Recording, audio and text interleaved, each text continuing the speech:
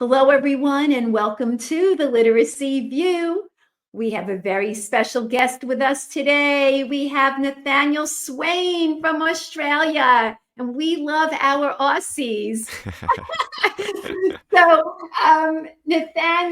Dr. Nathaniel Swain is a teacher, instructional coach, researcher, and writer. Dr. Swain is passionate about language literacy and learning and effective and engaging teaching for all students. He is a senior lecturer of learning sciences and learner engagement at La Trobe University School of Education. In 2019, he founded a community of teachers and other educators committed to the science of learning, Think Forward Educators, and he has a brand new book. And his book is called Harnessing the Science of Learning.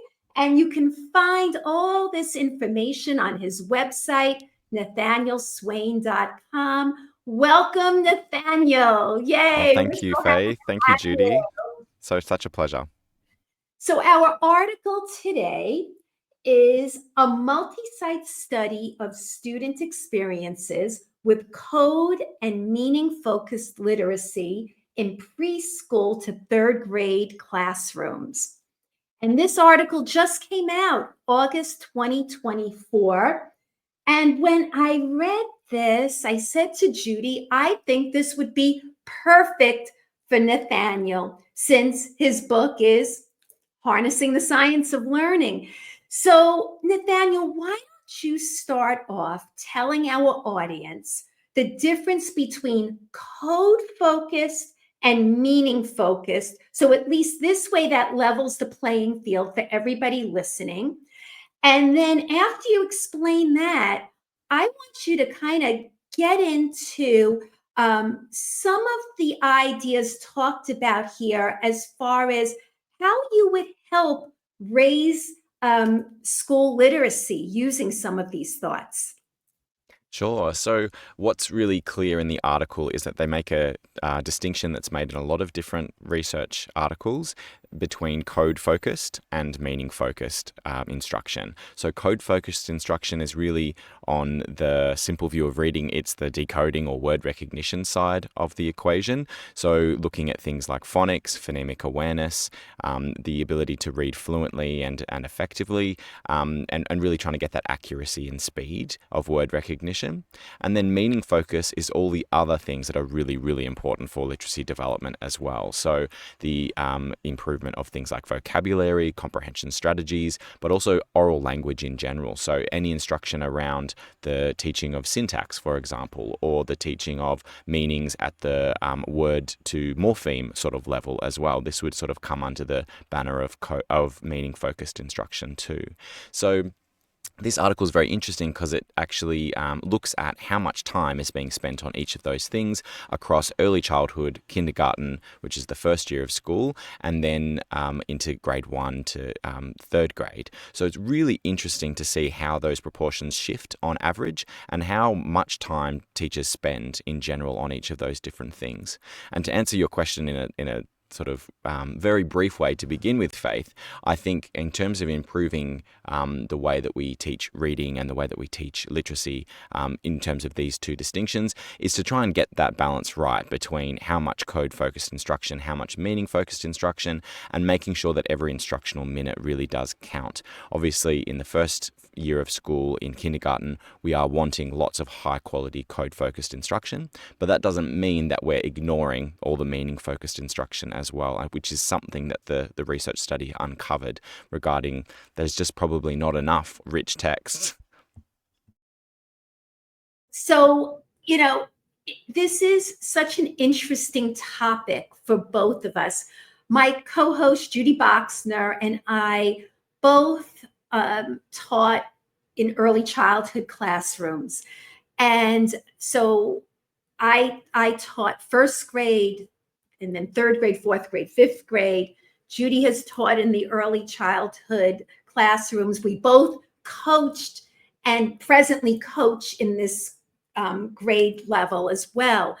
So, Judy, when I read this, I was thinking about first grade And I was thinking how we're always talking about the decoding piece and intervention for decoding.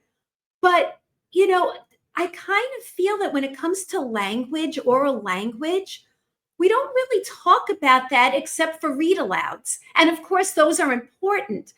But what are you thinking in terms of like what you see in the schools, K-1? Is that something that people talk about for intervention, oral language, or is it mostly the decoding piece? So this is a topic that I'm actually obsessed about. Nathaniel, I came from the read and recovery days. A lot of people know that my past was in that world, and my whole life was code and meaning, but there was no overemphasis on meaning first. And right now, for the last 8 or 9 years, I've been in the structured literacy world, and I feel like there has been much greater attention on decoding, and I think that that was the missing piece, that we didn't go in heavy enough on decoding and what it means to show kids how to read, and that orthographic mapping and that phonemic awareness. And I think that what's happening now is that there are some people, and I won't say everybody, but there are some people right now that think that that's the most important piece. And I'll even hear from teachers, why do we still have to do that knowledge building component of our ELA block, like either HMH or wit and wisdom or expeditionary relearning? They don't really need that right now. And, so I've had some serious conversations with people explaining, what, that still has a role.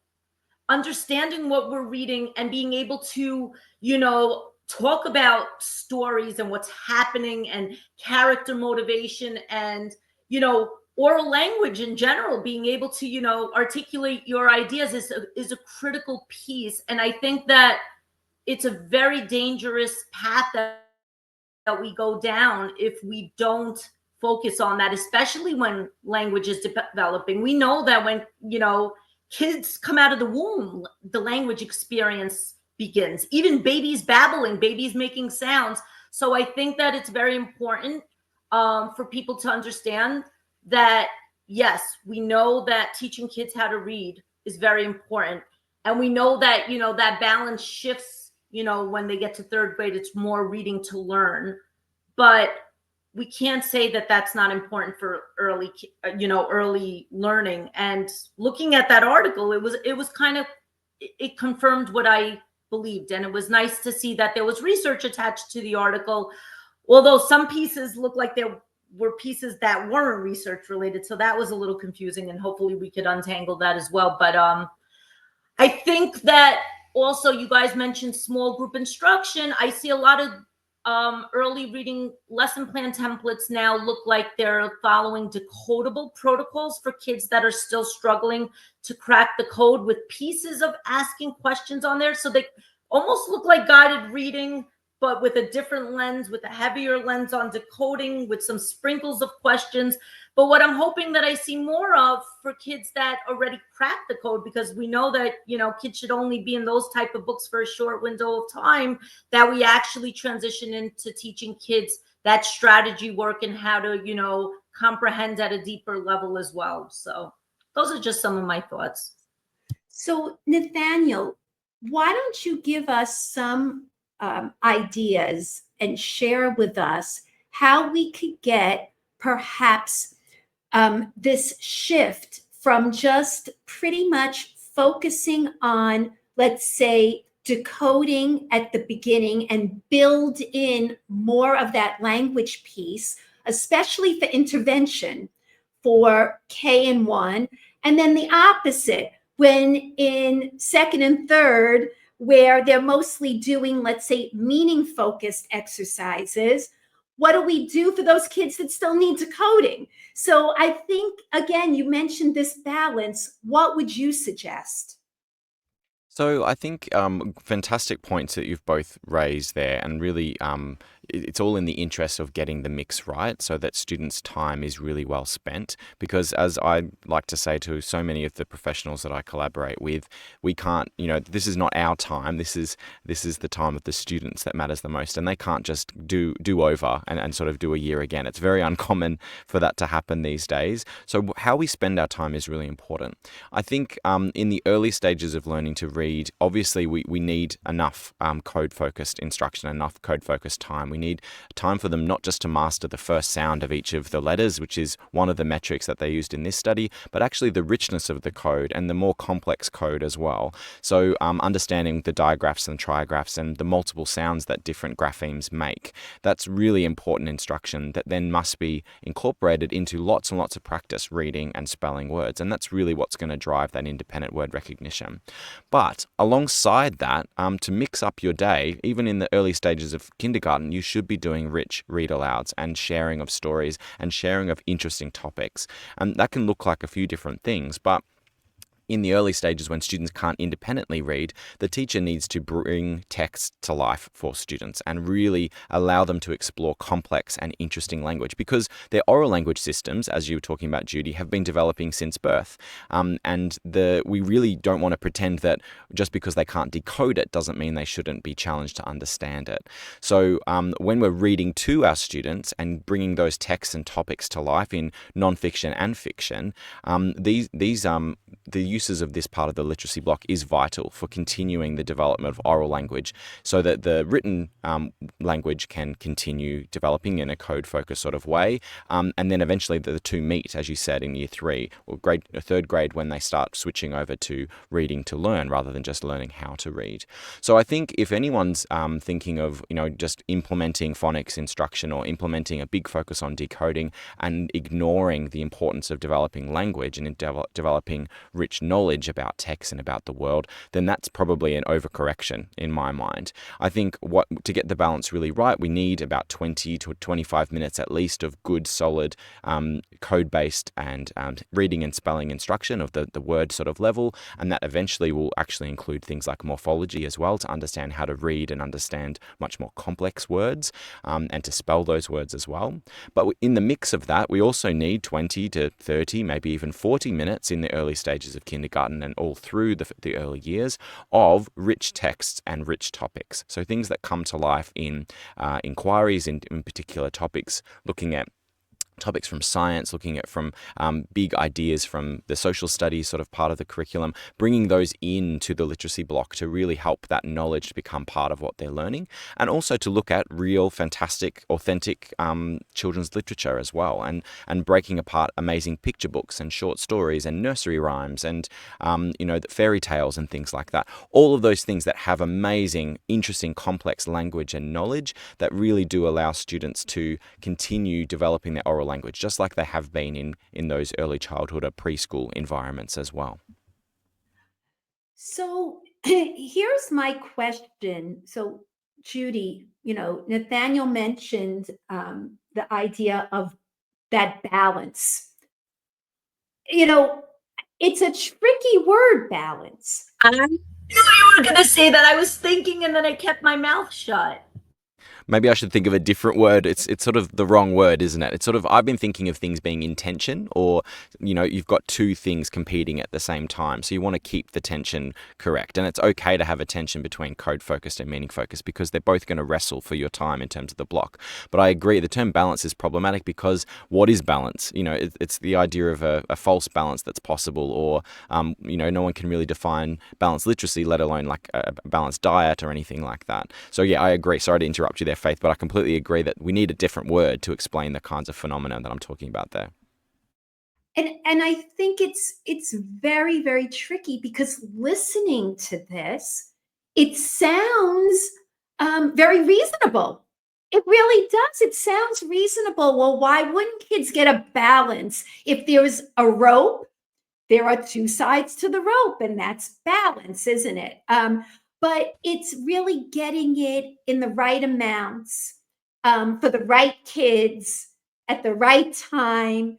And I guess my question is to both of you, because I have my own thoughts, but I want to hear from both of you.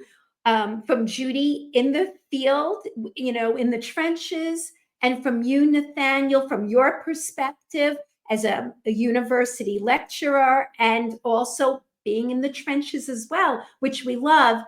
I kind of want to know, how do you explain this to teachers clearly so there's no misinterpretation? Because here's my issue as a consultant and a coach going in. I have this research article and I want to share it with people.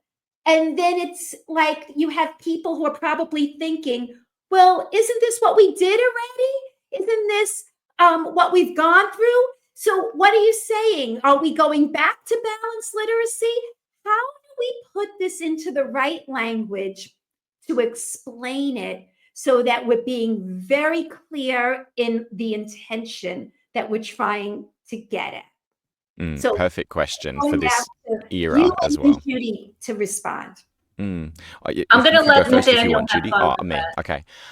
So great question. Really, really, and perfect for this era that we're in of transition and a time of leaving one sort of way of thinking and moving into another one, which should continually be updated as per the research. I think one difference is that we're not talking about ideological things around it has to be this way. I think as new research comes out, we should also make adjustments and we should also update our approaches. And that's a real focus of what the science of reading is about, is using that science as it comes out. And this is a great article that is in line with that.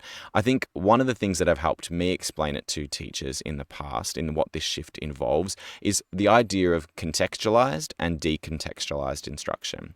So when something's contextualized, the focus is not particularly on that as the learning intention. It's something that you just embed within something else. So where balanced literacy has gone wrong in the past is saying that code-focused skills like phonemic awareness and phonics should just be done in the context of something else, because, whether they didn't like it or whether they thought it was more effective, it was wrapped up in a story or a game or a song.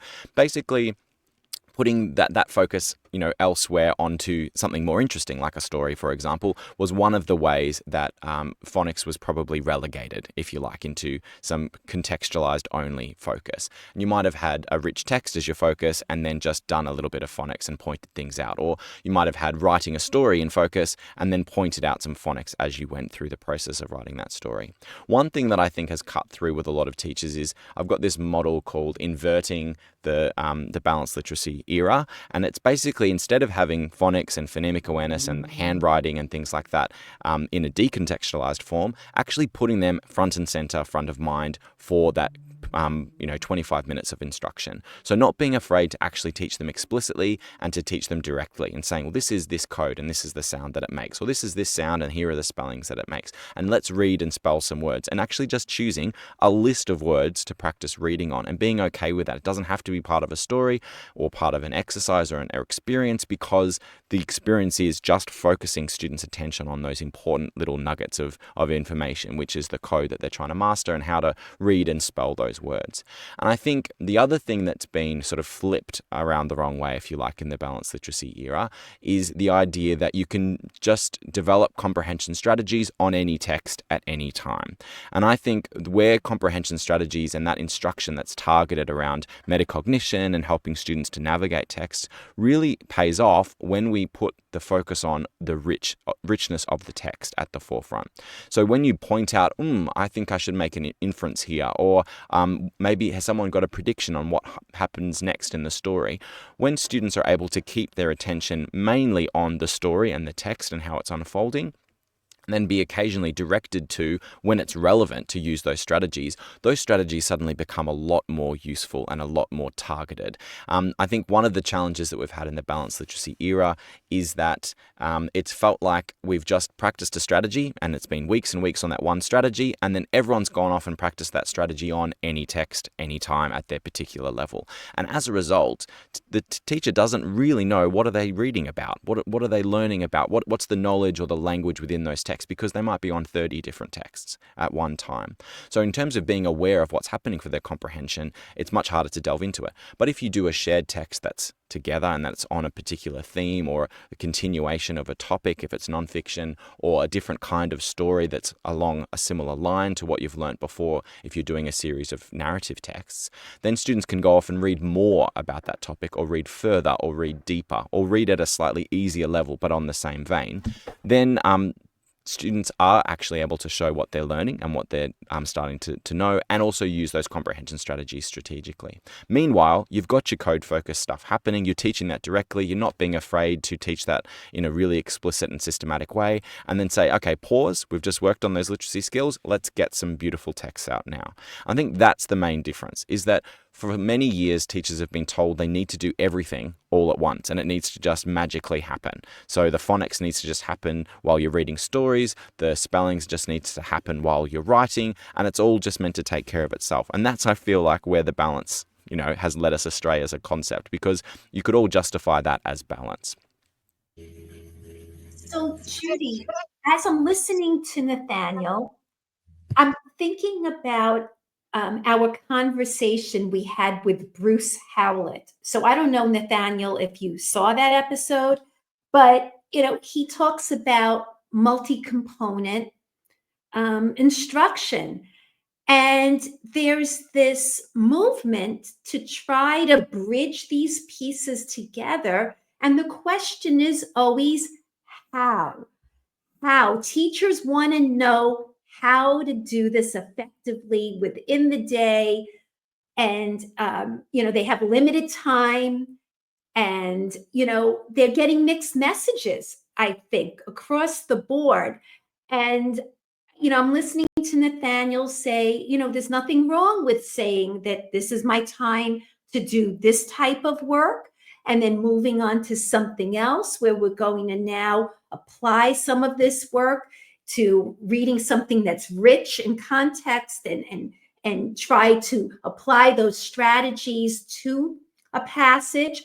So, Judy, if you're coaching your teachers and listening to some of this, what would be the next step you would take in trying to get them to implement more oral language in the classroom, in those earlier grades? And how would you advise, let's say, second grade, that you can't give up on decoding if you have kids who still can't decode? Like, what would be some of that advice that you would give? So generally, Nathaniel, I have to also say, so many things that you said spoke to me. And I think that, my experience in balanced literacy, there were some components that were strong. And I've said it on this podcast over and over again. I think the problem for me was I wasn't following the scope and sequence. Super problematic. I wasn't teaching kids how to decode well. Super problematic. And the third thing that was super problematic was the type of text I was instructing kids with at the early levels. I was using a lot of pattern books that wasn't really reading, and there was multisyllabic words in level A, B, C. I won't get into that, but there were some major problems. But on the other hand, there were some practices that were deeply aligned to the science of reading, and stuff that I'm still doing now and doing even better now. So I think, Faith, that connects with what you mentioned with Bruce Howlett. I think the key really is pedagogy and understanding that intentionality of what am I doing right now? What is the goal right now with students? And then connecting it to what Faith is saying. I think the first step as a coach of what I'm trying to do is look at the data. And that's why tomorrow, when I get up tomorrow and go back to work, we're having data chats. So I tried to do data chats after we did universal screeners with the whole K-2 team. And I feel like people didn't walk away with a lot.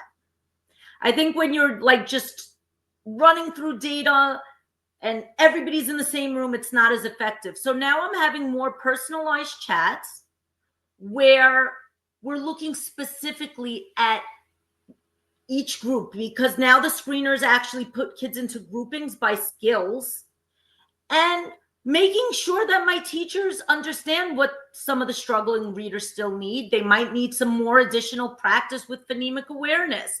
They might need more practice with decoding. They might need more practice with phrasing and fluency, but also seeing that, guess what? There's some kids in your class, they crack the code. They can read more complex text. So having those discussions, what are we going to do with those students right now? What is the most effective use of their instructional time when they're having a small group? Are they ready to read a chapter book? Or are they still going to read a book with vowel teams when they already know how to decode a vowel team? So I think it's basically getting really granular when you're looking at data is step one for me as a coach. And I think also having those continued conversations when I have teachers tell me, Judy, forget about HMH or forget about wit and wisdom. No, we're not forgetting about knowledge building. That plays a very important role in young kids' lives. And I think it's explaining the purpose of what are we doing and why is really important for teachers to understand where we're going. It's 100%. not one or the other. So What's that song? You can't have one without the other. Is there a song like that? So Nathaniel, let's talk a little bit about differentiation. So as what I'm hearing Judy say is you're going to have kids in kindergarten coming into kindergarten and they could read already. They broke the code even before they started school. Or, they are progressing nicely and they don't need really much more in that area, in the decoding. So how would you help a school harness the science of learning and try to differentiate in tier one? We're not even talking about going on to intervention, just a tier one. What are you saying to them to differentiate, to bring more oral language? Yep. Faith, let me just chime in also for a lot of our listeners. Some of our listeners get sad when we don't mention writing as well. I know that this main focus isn't writing, but a lot of people have been frustrated when everybody says it's the science of reading and we don't explicitly mention writing. So I just have to put that out there. I'm glad you said that because honestly, my mind just assumes, and you should never assume. But yes, I'm talking about reading, writing, all the components. How do we differentiate at tier one, looking at the different grade levels, and what would you advise teachers to do? So it's really interesting and sort of bringing back some of the concepts from the article, which is in focus today. There are some really interesting decisions that you have to make as a teacher around how you spend your time. One of the definitions of differentiation that is out there and that's used in this article is about how much individualized time is provided to a group of students or an individual student as a form of differentiation. And that's a definition that's probably easy to measure on the study that we're looking at today, because it was about measuring time essentially and sort of looking at the group and saying, what is the teacher doing? What is the student doing? And seeing how much of that is additional sort of code-focused instruction or additional meaning-focused instruction, and essentially does it match up with those differences in the learners. And I think one sort of query I have with that concept of differentiation in that form is that I see differentiation as something that can be a lot more dynamic as well, and that can be in the moment. I think one thing that people say about whole class teaching, for example, is that it's always a one size fits all, and that it's difficult for the teacher to actually cater for differences. But in my experience and in the work that I've done with schools, in my own classroom and in other people's classrooms, you can actually have different levels of attainment operating in the one session. And I think what a good, clever, adaptive teacher will do is, and this is once you've been given the opportunity to learn this, because this is not something that's been used a lot in previous eras of teaching. So given yourself a chance to understand how this might look and to get coached in it, a teacher might actually have different levels of attainment happening in the one class. So you might have a lesson where you're doing some codes, you're reviewing the codes, and you're going to read some words with those codes in it. In the mix of those codes, you've got ones that are essential that everyone needs to learn. You've got a mix of some that are new and that you're wanting them to learn, and most students will learn those and will consolidate and add those to their list. And then you'll throw in some wild cards, things that are going to challenge those kids, like my son, for example, who fits that example, Faith, of starting school this year and already can read, can already decode CVC words, is already has a range of code knowledge and things like that. And he's now reaching the end of his school year, as we're in a different sort of semester to you in the States. And he's, he hasn't ever come home to me and said, I didn't like reading today because I knew everything, or I didn't like reading today because it was too easy. In many ways, he actually relishes those opportunities to show what he can do. But in the mix there, and his teacher's very good at this, they'll actually have some of those challenge examples in there. And that can be at the level of showing those flashcards of those graphemes, or it could be at the level of the challenge words that they're reading and spelling as well. Always have words that everyone should be able to do, and that's the main focus of the lesson. Then have some that most students will do, but maybe not your tier 2 and 3 students who are going to just focus on those first few words. And then always have bonus words or bonus tasks up your sleeve. So if we're talking about writing, then the bonus task might be, well, you've written one of these kinds of sentences using this grammatical construction. Now here's your challenge to use this vocabulary item, which is from one of the rich texts we've been looking at, and one of these grammatical constructions to finish this sentence. And that's going to be harder for them and a much more of a challenge. And I would love if my son was given that challenge in his writing as well. So, what I'd like to point out, I think, is that there's an opportunity to think that is the concept of differentiation sometimes too murky for us to really use as a clear understanding, because it just means so many different things. In other contexts, differentiation might mean that that student actually does a different lesson altogether. It might be within a small group where they do a completely different mini lesson, or it might be that you actually split the group and have one group doing one 30-minute lesson with one teacher and the other one doing with another teacher, and sort of swapping grades, if you like. That's also, in some definitions, what considered differentiation as well. But back to your original question, I think when we are really careful about the way that we use our time and the way that we think, well, how do I cater for these differences in between our learners, we can actually embed a lot of that challenge and extra support in the work that we do in having that group together for 20 minutes or something before you break off and to do something else. Those 20 minutes can obviously involve a lot of whole class responding. You can use things like mini whiteboards, and this is where the science of learning comes in, because we want to see what students are thinking, not just assume that it's all happening.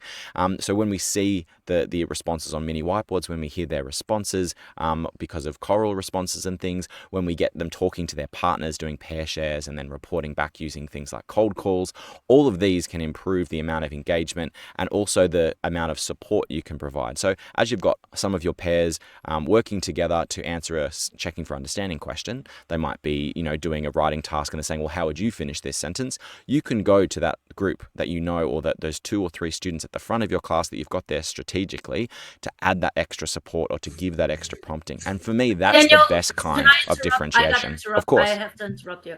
I have to give him a cheers. I have to give you cheers, because when I see differentiation in the field, it's always how do we make something simpler? How do we make the task simpler for the students that can't do it? Or always this preconceived assumption that teachers are almost forced. They're forced when they write a lesson plan. Oh, you need to think about this one and this one. And then we're sometimes making assumptions that kids won't get something when they actually might get something. And the most beautiful thing that you said, Nathaniel, is thinking about how do we challenge the kids that can handle a challenge. And guess what? People put kids into these tiers in particular lessons for comprehension, when a kid might in fact be able to do so much more than we actually anticipated. Couldn't agree more. Amazing. It brings me back to a PD when it was about leveling. And I think I've mentioned this earlier in a podcast. We kind of put kids in a roach motel, and then they're stuck at a certain point or level, which we used to use levels, and they can't get out. And I want to just thank you for bringing attention how differentiation doesn't have to look like this fancy schmancy magical thing. Yes, changing the way you would respond to a certain thing. Boom. So simple, yet so complex. So thank you. That's it. I'll give you a cheers too, because I do like the way you explained it, that basically you could be teaching the same thing, but if you know your kids, you could just give them same concept, but then just give it to them with a more challenging word or whatever that might be. So cheers. I love those little buttons that you guys have got. They're awesome. Daniel, he's really cool, Faith. You know, Nathaniel, I'm going to be honest. I was tired tonight. I was cranky. I broke out tonight. And Faith was like, we're going to pull through. We're going to pull through. And you know what? You were so worth pulling through for. Oh, I'm glad it's worth it. It's a late night. Exactly. Yeah. Well, I also love your voice. Did anyone ever say to you, you have like an announcer's voice? Now you're just trying to flatter me, Faith. No, I'm serious. I really mean it. I love listening to your voice. Yeah. Oh, that's very kind. I love talking, so it works out quite well. Like the Brooklyn accent that I have, or the Long Island one that you might have. Well, yes. I should try and master that accent though, because it's a beautiful accent. I've always wanted it. So, you know, I just try on a different voice sometimes. Next time, you can coach me. So here's my next question, Nathaniel. In terms of looking at a school, because the title of your book is Success Stories to Help Kickstart Your School Improvement. Tell us how some of what we're talking about is part of your success stories that you've heard or that you documented in your book, because I think schools need to hear what others have done in order for them to say it's possible. Sometimes schools listen to this and they're like, that's a bunch of BS. Yeah. This can't really be done, right?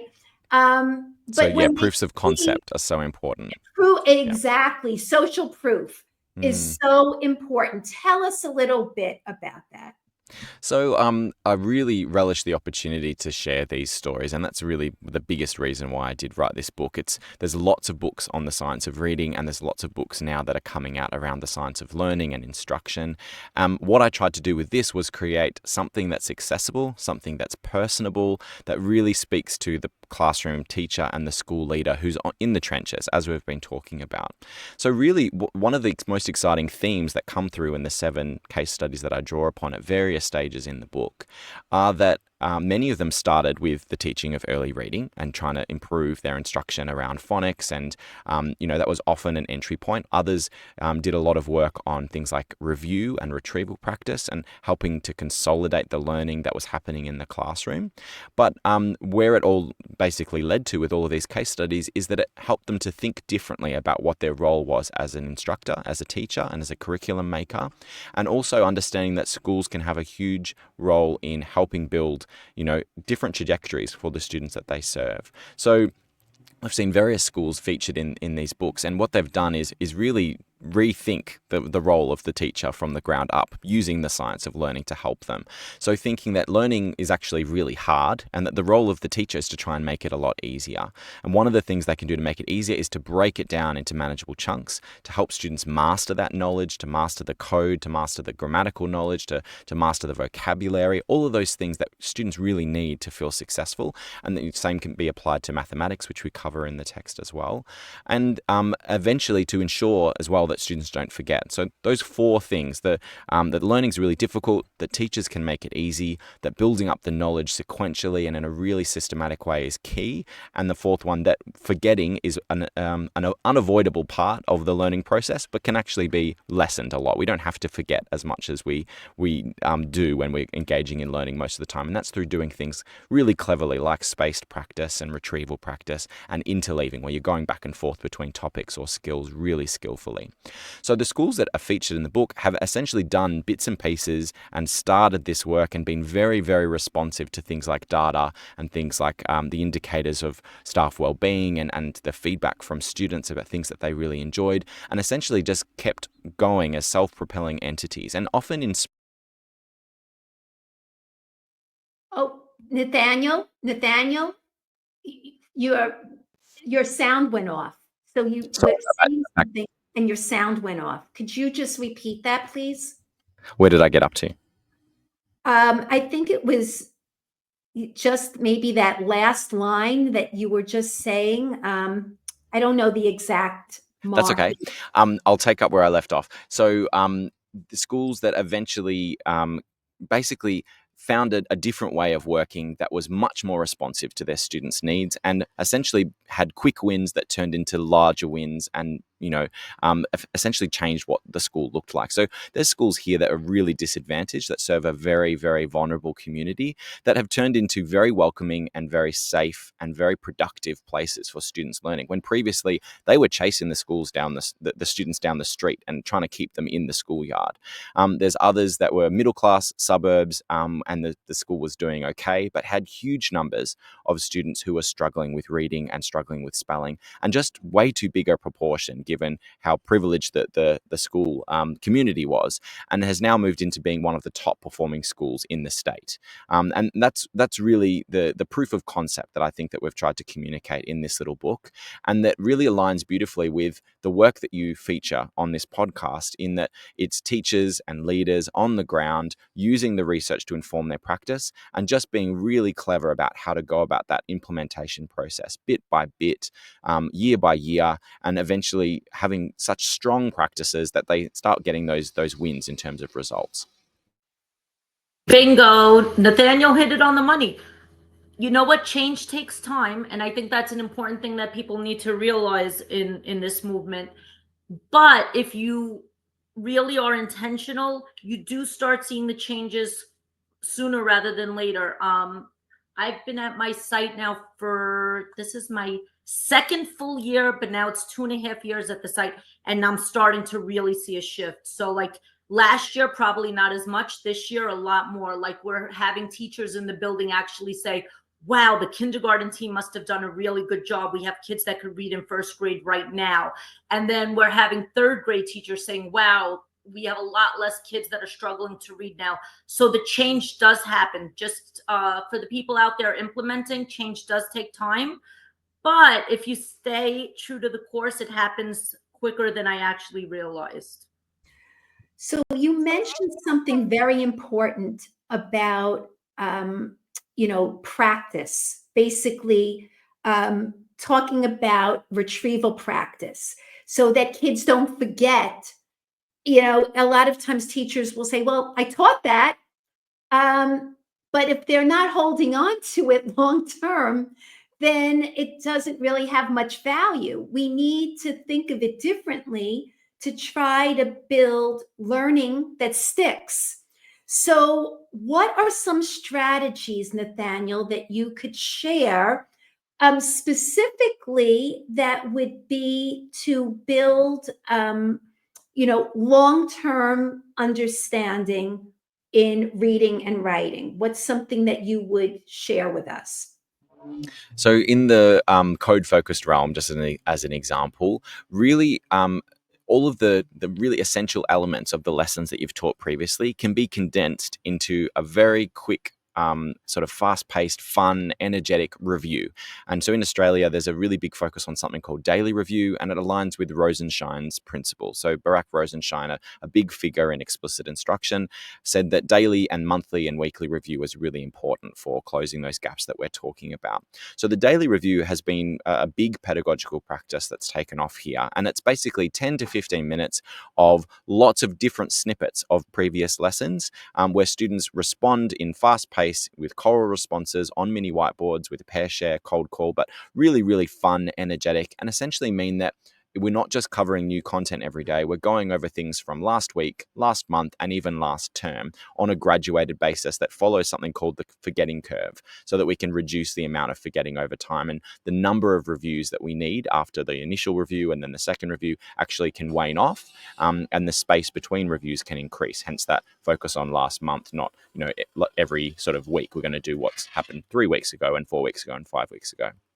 So that focus on review, in some cases in the books, in the case studies in the book, have actually been the driver of change in and of itself. So they might not have touched writing or mathematics as yet, but because their teachers automatically started doing some daily review of previous content, because they thought, oh, it's working well in early reading, it might work really well in these other subjects, they've suddenly been the standout in their district. And the leaders have come and sort of asked the principal, what have you been doing on the teaching of writing or mathematics? And they've said, well, we we haven't actually done anything on that yet. All we've been doing is early reading, but that must be the daily review. And that, there's nothing truer, I think, as a clear example of the power of helping students to just not forget things by giving them an opportunity to test themselves and see if they remember. And that process of trying to remember actually can make those connections a lot stronger. So as a simple practice that any teacher can be doing, take 5 to 10 minutes of your every lesson and review previous content. Don't just show it and say, look at all these things that you've remembered that I've shown you before. Actually have an element of testing. So getting students to see if they can recall it. So you might have digital flashcards where you've got one side is the sound, and then on the other side, you have to retrieve what the code is, for example. You might have a sentence completion task that they have to complete. So they've got the first part and they have to do the rest using their knowledge or using the vocabulary or the grammar that you've been teaching. So all of those things really added up can make a really strong investment in ensuring that all that great teaching you're doing isn't wasted, because essentially a lot of the time the things that we teach are forgotten, and there's nothing more depressing for time poor teachers than that. You know, I don't know, Judy, if you did this, but when I taught first grade, I used something called DOL, Daily Oral Language, and I would put up a sentence on the board and we would correct it together. And that was something I think that a lot of the teachers did. We all had our DOL sentences and we Just looked at didn't call it DOL, but yes. Yes, and it was just correcting it to, what's missing here, whether it's a capital or punctuation or the wrong tense, or, it would be a way to kind of review what we've done in other lessons. I used to call it writing crimes. That's probably wouldn't fly right now in classrooms, but I used to call it writing crimes. Let's see which writing crimes we committed. Yeah. And then I had writer's jail. Yikes. So, Judy, The kids loved it. And you know what, though? Everybody capitalized and everybody Everyone remembered it. It's a memorable title for that. Yeah. It was. And it was so joyful. I will be honest, though.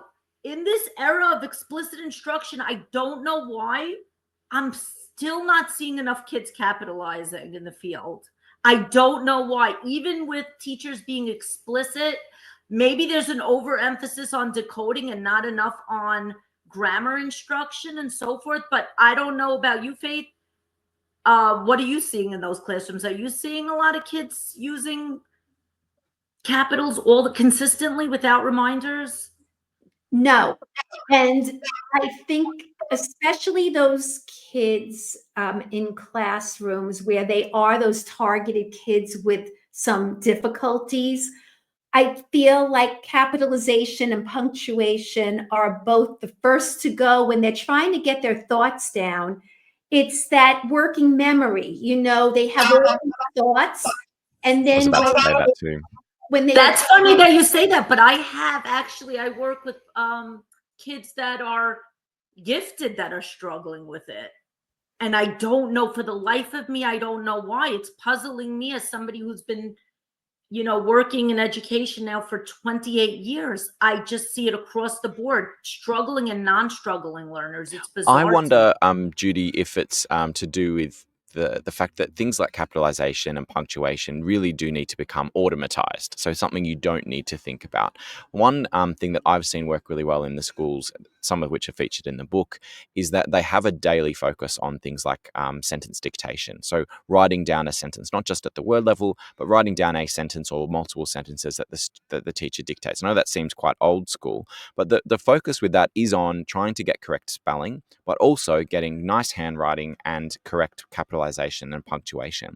When you've got the students in the process of writing their own pieces or even coming up with their own sentences, even at a basic sentence level, because so much working memory, this is our mental workspace where all that thinking happens, because it can be overloaded so easily by what am I writing about and who's this and what's the name for that thing and how long should this sentence be and what's Mrs.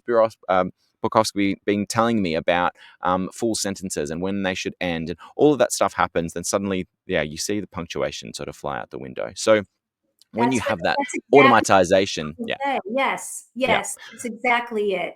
So making it more automatic, having a daily focus on it so that eventually they don't have to think about it. Same thing for handwriting, having 5 to 10 minutes a day where you just get the letters right and just handwriting instruction is a mess too.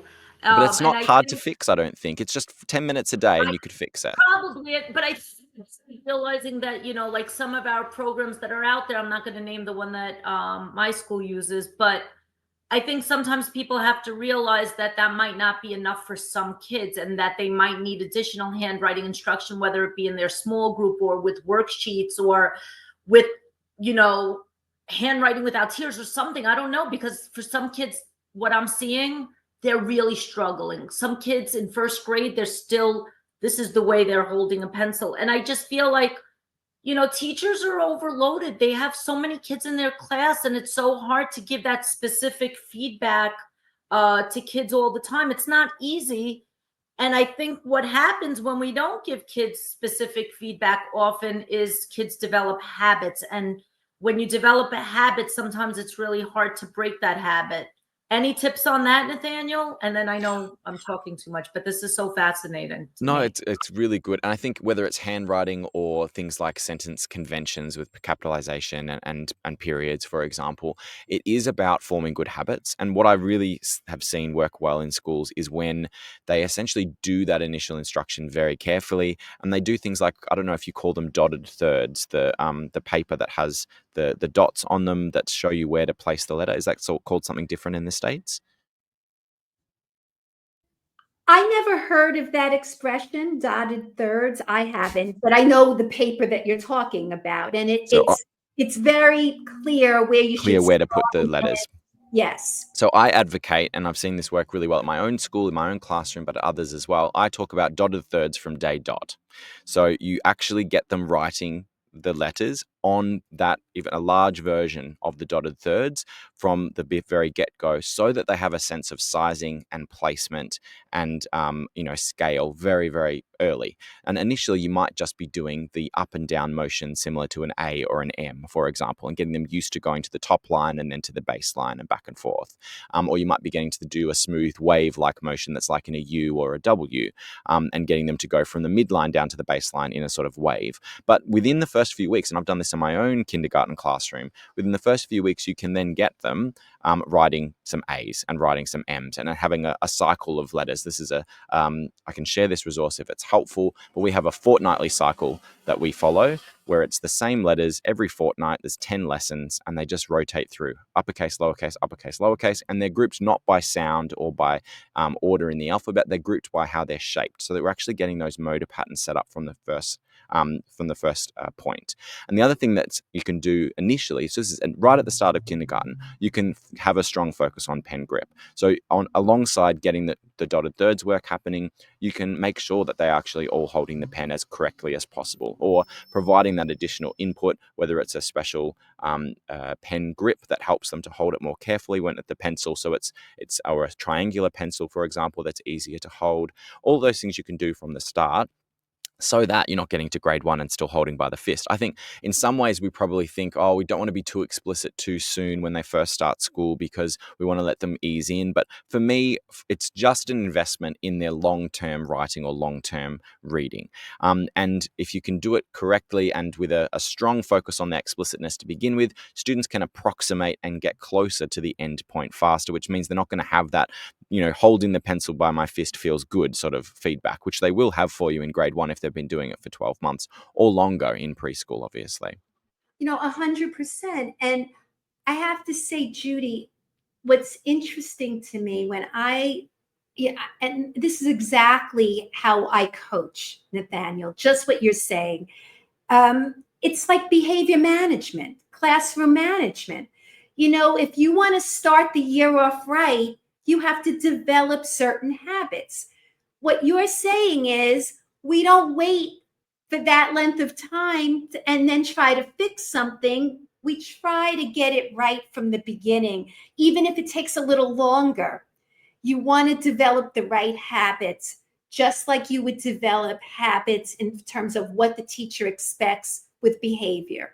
I think that's all good as long as our leaders have realistic expectations of our teachers. I think part of the problem, and I know I'm going off tangent again, is that leaders very often have this you need to be doing this at this minute and this at this minute and this. And because teachers are feeling that sense of anxiety to keep on pacing, that maybe they don't have enough time to just take that extra minute to help kids develop those habits. So it's just something I think leaders have to be aware of. And I think that, leaders sometimes haven't been in the classroom for a while teaching those kids. And it's easy to forget how hard it is to sometimes teach kids something as simple as pencil grip or how to slide through a word when they're just learning how to read. I think people don't realize how much it takes for teachers to help kids get to that automatic stage. It doesn't just happen through the power of osmosis. It just takes a lot of dedication and time. I completely agree. And I'm not sure if we're getting close to the end here, but something that I guess that brings us together in terms of the role of the leader in all of this is there's been a big focus in the schools that I feature in the book where the leader actually becomes just as important to understand the professional knowledge and professional learning as the teachers do. So the schools where they've done really great work, they're not administrators, they're instructional leaders, and they're in the classrooms with the teachers, at the professional learning with the teachers. They're fully understanding the programs that are being implemented and making really good decisions in consultation with middle leadership and with classroom practitioners as well. And the schools that I've featured and that have done really well in the Australian context here, and I think in a way that's generalizable to the States from what I've heard when people have started reading it, is that these principals are very knowledgeable and very good and also very responsive to what the classroom teacher needs, because they themselves can jump into the classroom at any moment and work with the teacher, or cover the teacher if they need to go and do something, or